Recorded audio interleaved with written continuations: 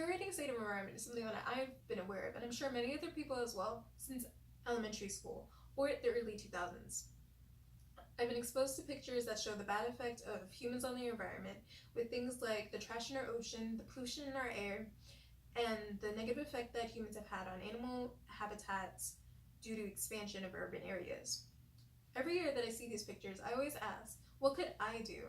I used to think it was impossible, that it would be too impractical and hard for any one human to do, much less the billions and billions of people that live on this earth. However, as I've gotten older, I've thought about it more, and I've been influenced by conservation projects. So, I'm here to tell you in this speech what you can do to help the environment and how to do it in a practical and relatively easy way. And it all starts with reducing your plastics. First, I want you to think of the small plastics that you have in your house. Things like plastic straws, plastic bottles, and wrappers. Now, I want you to think of what you could do to replace that. Most commonly, you could use metal. This is easy as well, as there are many companies that sell metal water bottles like Yeti and other associated metal water bottle cooler brands. And because metal is temperature conductive, your beverages will stay cooler longer. They're also a little bit more expensive than plastic commodities, but keep in mind that they are reusable and all you need to do is wash them and they will stay cooler for longer, so they have a better use too. Metals can also be recycled and are cheaper to recycle than to actually create, as told by thebalancesmallbusiness.com. And you should do this because around 8 million metric tons of plastic enter the ocean each year.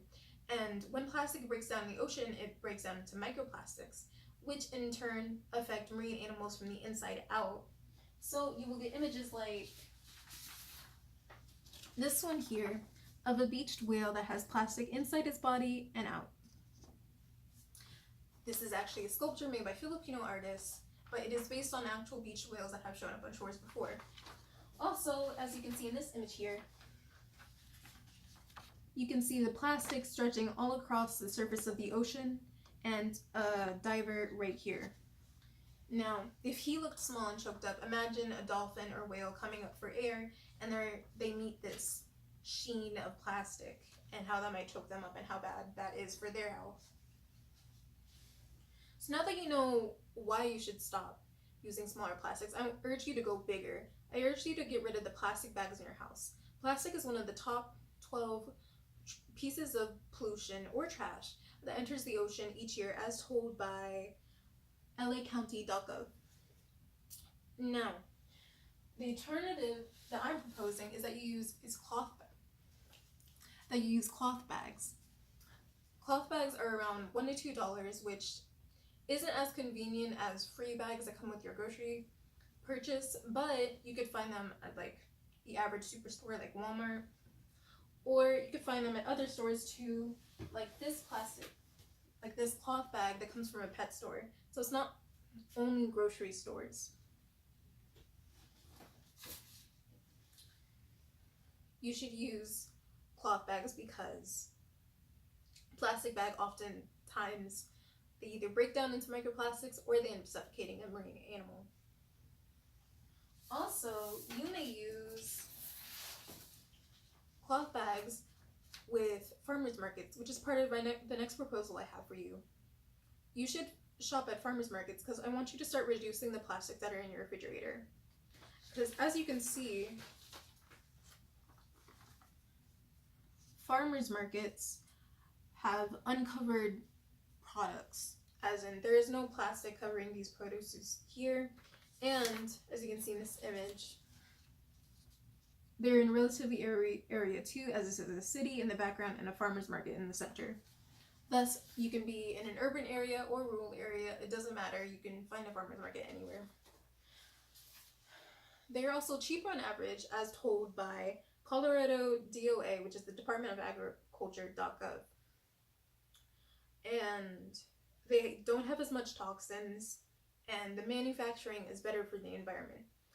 They also better the community, and they're more direct, and because they're cheaper on average, you save more money when you buy from them. You should do this because you would in turn reduce the use of plastic bags that you use, and think of how much plastic covers your groceries when you buy from the store. And now that you know that you should shop at farmers markets, here's how it benefits you. It meets your physiological needs.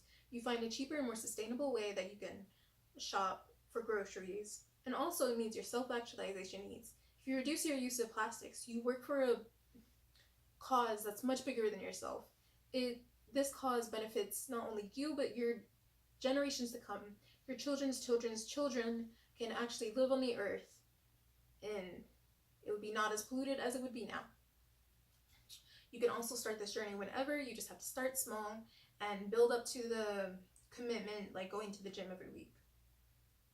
And almost all these materials are near you. Farmers markets are everywhere, and if you can't find them in this day and age, you could just order online or get delivery. The environment is so important to our future. The earth has been housing us and protecting us for years and years, and in this day and age, where the pollution is especially bad and almost irreversible, it is monumental for you to do your part, no matter how small. Thank you for listening.